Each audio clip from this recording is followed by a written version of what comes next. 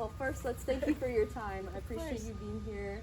What are your thoughts so far of Michigan, what you've seen? I've had a great trip. It's been a wonderful tour of the state thanks to you and Lisa. It's been great, and it's been wonderful to meet so many people who are really interested in this topic, passionate about doing something about it. It's been really wonderful. Yeah. And I know that every talk you started, you tell a little bit about what inspired you to write your book, but stepping back, can you first explain your coming to consciousness with climate change? I know you had worked as an environmental analyst before becoming a pediatrician, but at what point in your medical practice did you connect what you were seeing in your clinic to climate change?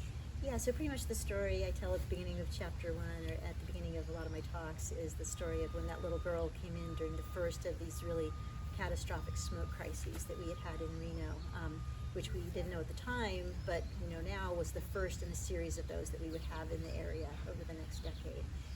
And because I had a background in environmental science and policy, I knew that the forest fires were supposed to get a lot worse because of climate change.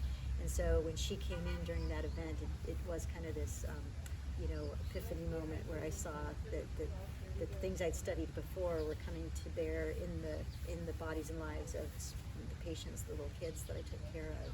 But during my education, even years earlier, people were talking about the greenhouse effect. It appeared for the very first time on the front page of the New York Times in 1981, and when I was in college studying environmental studies. So it was just starting to emerge as an issue people were talking about and worried about even back then. So yeah. So wildfire smoke is like an obvious one. Yeah. But what about all the others? Oh, the others? Yeah. All the other, because you break down different Uh-huh. health impacts related to climate change.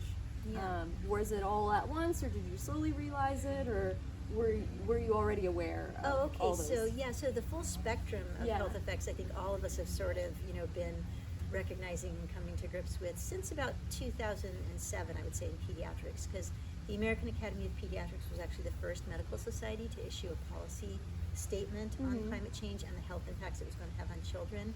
So it was kind of out there, but and then as I started to, after smoke started to affect a lot of my patients, I started to research and understand a lot of the other effects we're seeing, and some of them are very obvious. They're what I just sort of come to call them proximal effects. So like we'll have a big extreme weather event, and then you see kids come in with certain things. So smoke is the obvious one. They come in with wheezing and coughing. But heat waves, we see more teen athletes coming in sick, or kids who just are kind of not feeling well, like have kind of flu-like symptoms because of the heat. And we definitely, there was one year in particular, we saw a lot of surge of tick populations and tick bites. So, there's various things we've seen in the clinic over time that I've learned more about over time. Yeah. So I know you've got a lot of titles. You were an analyst, you're a pediatrician, parent, an author. Yeah. And you said that it took you 7 years to write The Air They Breathe. When did you first realize that you wanted to write it as a book? Because you said you were just jotting things down. Yeah, so that the first idea I had, like, I should write something about this, was after that 2013 fire. And then I just kept jotting ideas down, and finally around it was about 4 years later, I just put it into an essay, which was kind of what became the first chapter. And I just sent it to a friend, and because I was thinking I would just publish it as an article in a magazine. And this friend said, hey, you should send this to so-and-so. He's a journalism professor at the university. I said, oh, okay, I don't know if he'd be interested, but So I sent it to him. And we had just, and I tell this story in the acknowledgments a little bit, we had just had Kate Boo visit the university. I don't know if she wrote Behind the Beautiful Forevers. She was a Washington Post reporter. She won the Pulitzer Prize. And she had just spoken at the university, and I'd gone to the talk, and he had moderated it. And he said, do you mind if I send this to her? And I said, oh, no, that'd be great. Again, thinking nobody's going to. Anyway, and she called right after that and said, can I send it to my agent? Then they said, if you can write another chapter, we'll try to sell it as a book. So it actually sort of came from others, and then I flew to Phoenix and did that chapter, and they bought it after I had those 2 chapters. Yeah, and the first chapter was the wildfire smoke. Yes, with Anna. well, it's air quality in general. So I talk about smoke for particulate pollution, ozone, and allergens. Allergens, Yeah.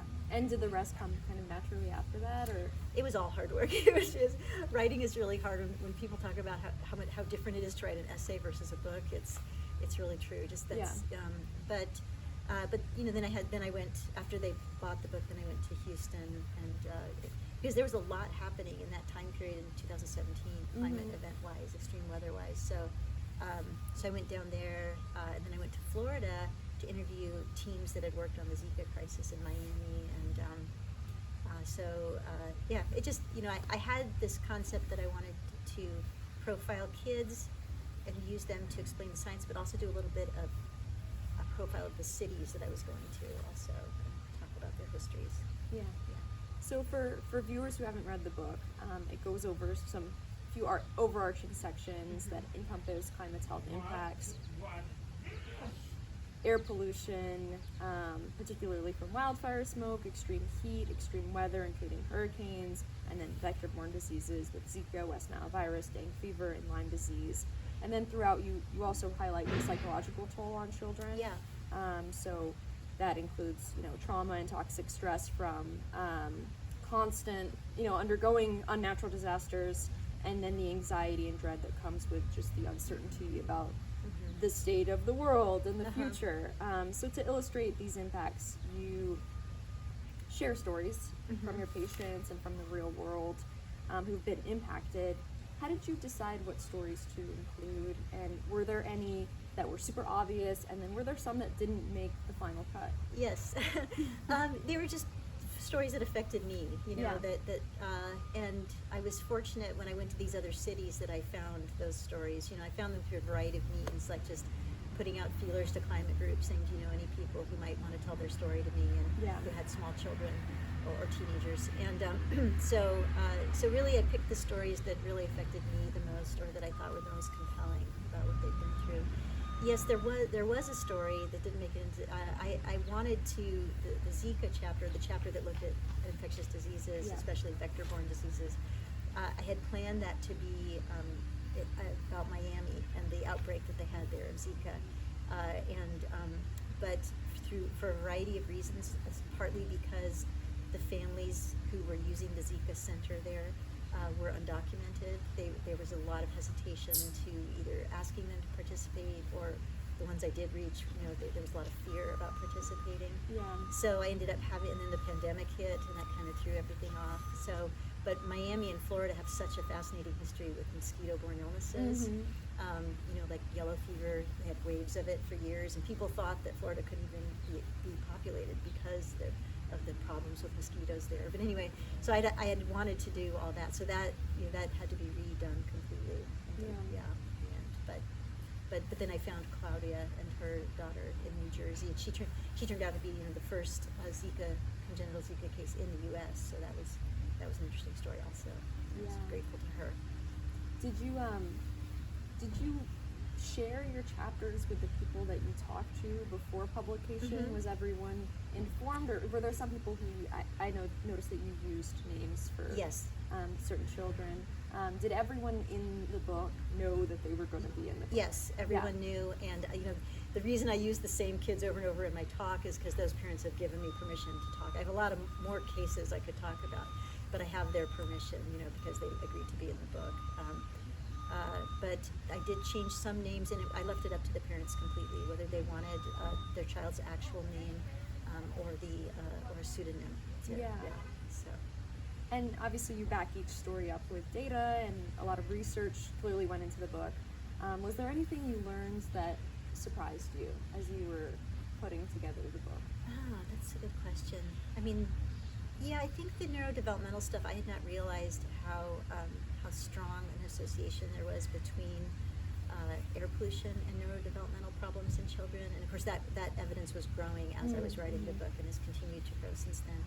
And that's probably the part that worries me in some ways the most, just because of the impact on young people's future potential and what it means for society, as these impacts increase. So that was one thing. And I think also probably just the how few people actually understand what's going on. The data and the urgency of what we're facing, and why it's important for all of us to act, I think. And it's not out of any, it's just there's a lot of information out there, and the message just has not gotten through to a lot of people.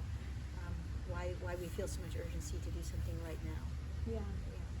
And you've brought this up at some of the talks, but obviously trust is very important for health practitioners to have with their patients. And in the book, you describe feeling nervous about making the connection between the wildfire smoke and climate change to one of your patients' parents. And then you describe being relieved when you make the little comment and they are on the same page as you. Right. Was climate change something that you talked about a lot in your practice? And what did you say to any skeptical parents?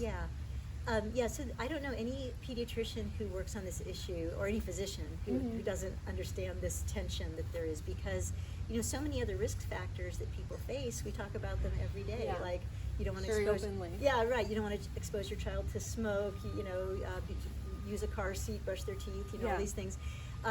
But because this has been politicized, which is really unfortunate, it makes it a very sensitive thing to talk about.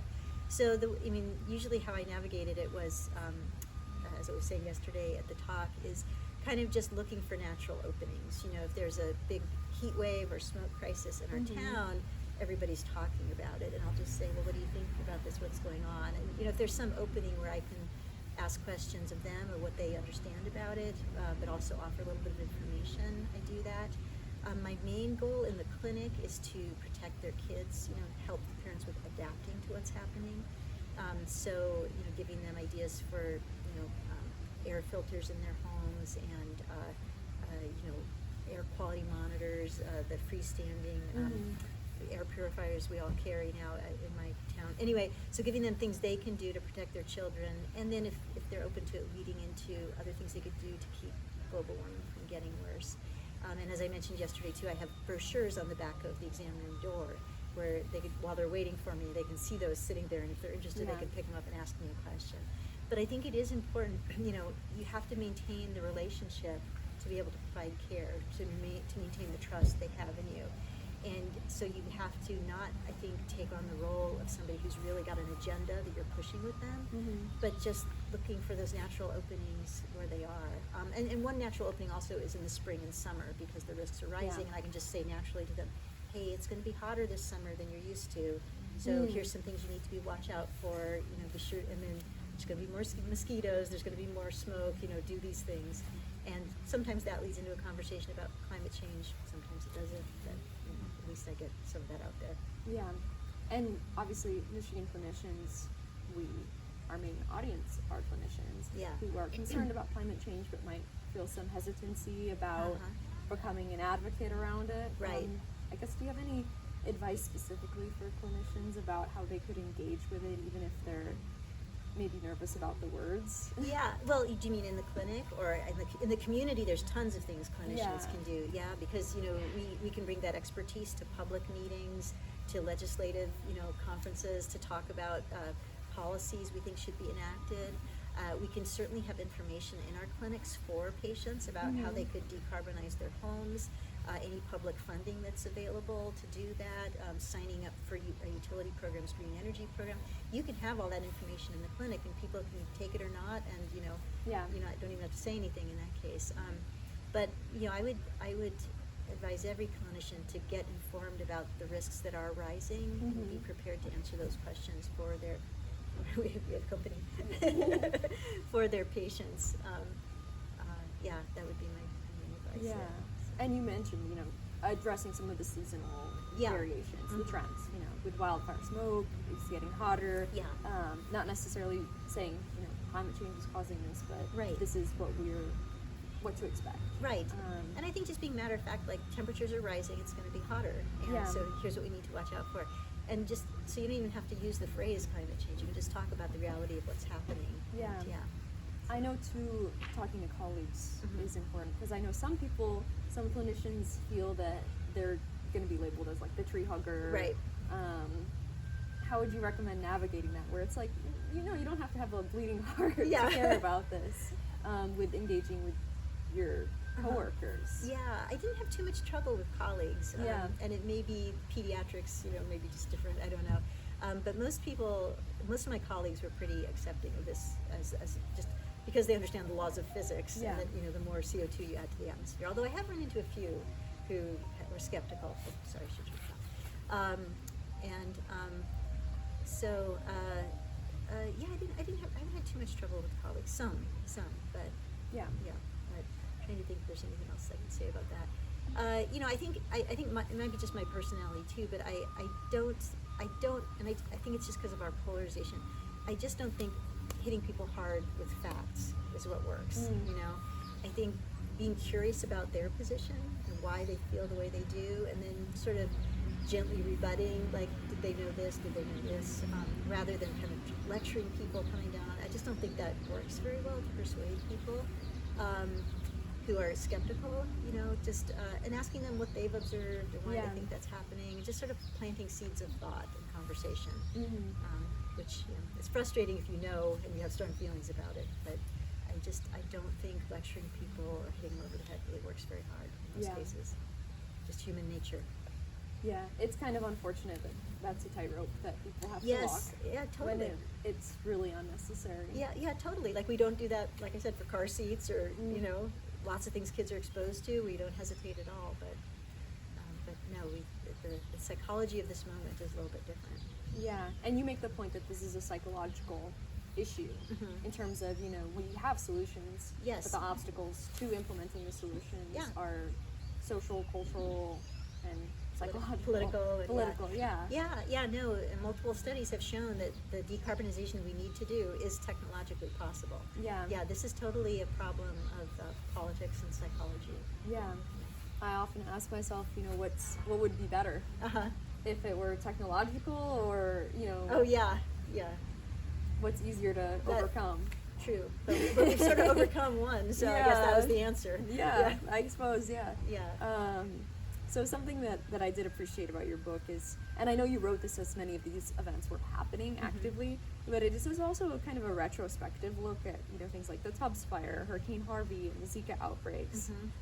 These are things that many of us maybe remember hearing about in the news cycle, but because we may not have been experiencing them personally, they just kind of meshed with a bunch of other things, what Hurricane Harvey, and there's Maria, and then there were a ton of other hurricanes, and they all kind of, just one major hurricane in the minds of someone who's maybe in Michigan and has no connections there. But your stories force readers to really reckon with the human toll of these events, the personal side of this new reality. Harvey wasn't just another hurricane that hit Houston in 2017, but it was a watershed moment for the 5-year-old Lucas, who had to flee his home as it was being flooded. And then that story multiplied by a factor of 30,000 people who were displaced during Hurricane Harvey. And that was something that, really stuck me. That these events are becoming so frequent and normal that it's easy to forget or gloss over the actual tragedy of them. So how do you parse through that? How do you deal with news fatigue, essentially, in remembering that, focusing that this has human impacts and it's not just, another headline? Yeah, that's a good question, because I think we are all getting that kind of fatigue or burnout from how many tragedies there have been. But I think, it's important to take breaks and get out in nature and replenish yourself. But then just the human connection is the really critical thing, like just sitting with people who've been affected and just letting them talk and being with people who care about this. It's actually not just reading about it, but being with it that makes the difference, I think, and kind of can lessen that feeling of just being overwhelmed.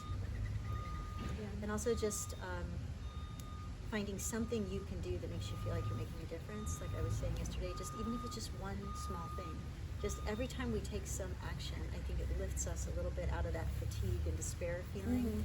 And then once we've done that, we have a little more energy. Maybe we can do the next thing, and keep going. So I don't know if that answers your question, but I think it's just the human connection, as opposed to so much of our life goes through screens and reading and just this overwhelming fire hose of news all the time. Just turning it down a little bit and being with another person who's been through something. And I know we realistically can't, fully empathize with every single tragedy that comes our way. I don't know if that would be very productive to do, truthfully. Yeah.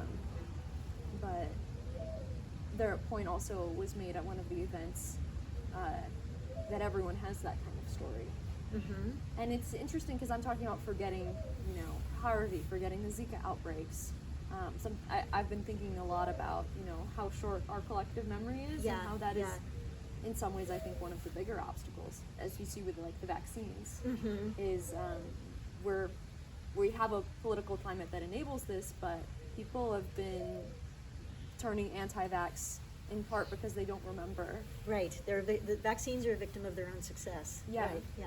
Yeah. It's what was the stat about 50% of children not making it to 15 years old? In 1900, you had about a 50, if you were a newborn baby, you had a 50-50 chance of making it to the age of 15, pretty much anywhere in the world. Yeah. And that seems so unimaginable now. Right. That it's easy to take it for granted. Exactly. Yeah. We take a lot of things for granted. Yes. And I think that applies to our environment too, where I spoke with Dr. Lisa Francine yesterday after the event, and she's an eco-psychologist, ecotherapist, and she talked about, experiencing grief, environmental grief, more than she personally experiences anxiety, because she has the memory of seeing places that she once loved be turned into strip malls. Right. But for someone who's a newcomer to that place, they never knew what was there before, and it's always been a strip mall, in their mind. Yes, and I think that's why you kind of see a lot of the audiences skew a little bit older, because a lot of us are dealing with that, not wanting these places to be lost that we've known. There's actually a name for the phenomenon you're describing. Shifting baseline. That's syndrome. it. Yes, thank you. Yeah. It's something I think about a lot, because I have some, I need to clean my windshield. And I've heard from a lot of people about how they had to constantly pull over in the 70s to clean their windshields. Yeah, and insects. Yeah, I don't have to do that. Right. I notice a few, but nothing that impedes my ability to drive. Yeah. But I've heard that wasn't the case. Yeah.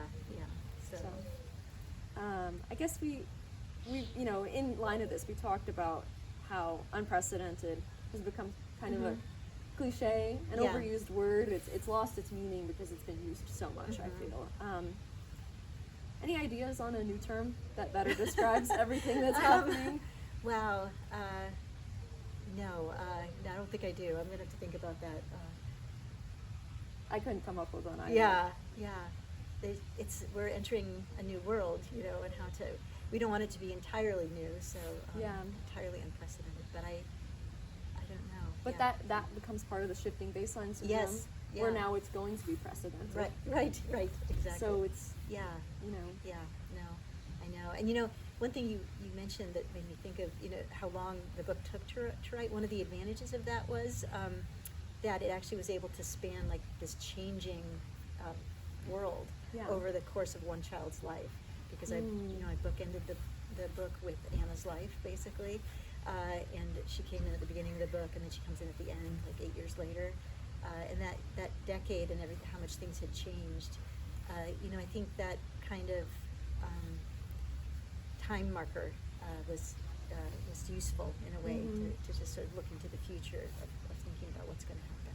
So and you sort of do that too with the girl who survives Katrina. Yeah.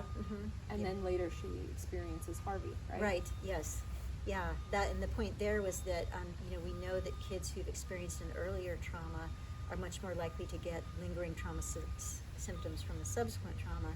And 1 in 5 of the kids who sought help through the Harvey Recovery and Resiliency Program had experienced a prior natural disaster, because the Gulf states, have a lot of them. Yeah. But so that's a concern. So. And I grew up in the suburbs of Houston, and I do remember Katrina. I remember helping board up our neighbors, because it was it did hit Texas a little bit, but obviously not as hard. And then, decades after that, there's still a lot of Katrina refugees in Houston. Many of them are part of our on-house population. Right. And so knowing that Katrina happened in 2005, 2005, and decades later, people are still living that Right. tragedy. Right. Yeah, and just how unprecedented it would be for a child, further back in history to have experienced 2 hurricanes of that magnitude within a few short years. That was, they had huge hurricanes, but they were much rarer than they are now. Yeah, and that also kind of connecting it to the shifting baseline syndrome is we hear about, this is a 1,000-year event, year event, and if it keeps happening, It's no longer a 1,000-year event, right? Yeah, Right. but we can't lose that language either. Yeah. This still is a strange, rare Right. thing, even though it's becoming part of our new normal. Right. That was something in the Great Lakes. We've had a significant decline in ice cover during our winters. Yeah, and I've Lisa spoken said, to researchers from NOAA, the GLISA, the Great Lakes Institute of NOAA, who have some strong opinions about new years being added to the historical average. Oh, yes. So as ice cover is declining, you add that to the data set, and that moves the average. Right. It's like you have to have a pre and post kind of, you know. Yeah. And so that's something that, a lot of statisticians are trying to figure out is how do we, Right. differentiate between a before and an after. Yeah, we have the same problem in childhood obesity because you have these standard charts of what's normal. Yeah. But it's all drifting up. So do you keep revising them using these new, or do we say that no, this is the healthy one from 20 years ago? Yeah. Or So maybe that's a question for our viewers is Yeah.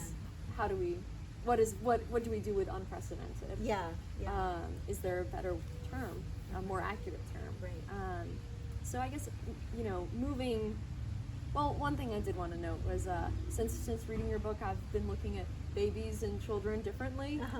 So I saw a baby in a restaurant outside, and they had a little fan, facing the baby, and they're red-faced. And I thought about extreme heat, and I did a hike the other day, and I saw a child in the forest, and I was thinking about ticks, and it's like, what do you do with all this knowledge? I mean, how do you move through life when you're surrounded by children, knowing what they're gonna face? I just take it, so I have a granddaughter, and she's 2, and I write about this in the afterword to the paperback, because I was in LA for her 1-year birthday during the fires. And of course I worry about her, but I try to take just this, I just adore this baby and how much I love her, and also just the innocence and joy she brings to the world, and I try to just tap into that and use that as, I don't know, some kind of motivation to fight for her and fight for the world I want her to have. And of course I have fear for her, but I want to use that to do whatever I can to keep the world the best it can be for her. Yeah. So you have your granddaughter, but what about your children? How have they reacted to your climate activism? Well, my son and daughter-in-law put solar panels on their house. I was very happy about that, and they're interested in none of them are climate activists, but I think they care about it, and they have a lot of other issues they care about also. So yeah. So you brought up the afterword. That was going to be my final question here about the final section of your book is more solution focused, and despite the afterword, which even for you wrote that in March 2025, and since then the EPA has rolled back the endangerment finding or rescinded it, which was the scientific finding that justified or enabled the EPA to regulate greenhouse gas emissions as air pollutants. So that protection is no longer in place. And then obviously we saw the Inflation Reduction Act be massively gutted. So with that in mind, you in the final section really describe the future in very certain terms about that we will electrify and decarbonize our world. You use the term will, not can or should. Right. Do you still stand by the will? I think some of it is inevitable because of what really motivates people, what really motivates society to change. And I think that because the cost has come down so much, and because the cost of oil, even without things like carbon taxes, like what's happening in the world right now in the Strait of Hormuz, that's one of the costs of oil is what's going on right now. So I just think that the economics of it are going to drive, I think idealistically we want the morality of this to drive it, we want a lot of things to drive it, but the economics and the efficiency and also just the coolness factor of being able to completely support your own house without being connected to a grid eventually, or things we might be able to do. I think it is kind of a race against time though, how much, because I think to make a lot of these changes we have to have a functioning civilization and infrastructure and everything to do it. So, but it was aspirational, I guess I would say, but I think it's possible. Yeah. Yeah. I know hope is a common theme, I would say, throughout your book, because despite a lot of the subject matter is frankly very somber. Yes. But you really believe that love will save us. Yeah, right. Exactly. Thank you for saying that. Yeah, because love and, as I said in one of our meetings, and this may seem like a weird juxtaposition, but constructive anger also. When you love someone and they're being hurt, it makes you angry, and you can use that as fuel, not to hurt. Obviously, I don't mean like destructive anger, but use that feeling of protectiveness and anger for the sake of people you love as fuel to motivate you to do more. Mm-hmm. Those are all my questions, but is there anything else that you'd like to add? No, I thank you very much for everything you and Lisa have done to make this week happen, and to all the people from Michigan who've come to my talks. I've just had a great time, and I want to come back to Michigan again and just vacation. Hopefully no book tour, so you can actually enjoy. Just enjoy, yeah. But yeah, I just want to appeal to everyone to join groups like yours, or Moms Clean Air Force, or any of these groups that are working on this issue, and get involved and do whatever they can for their kids. So, Thank you. Thank you very much.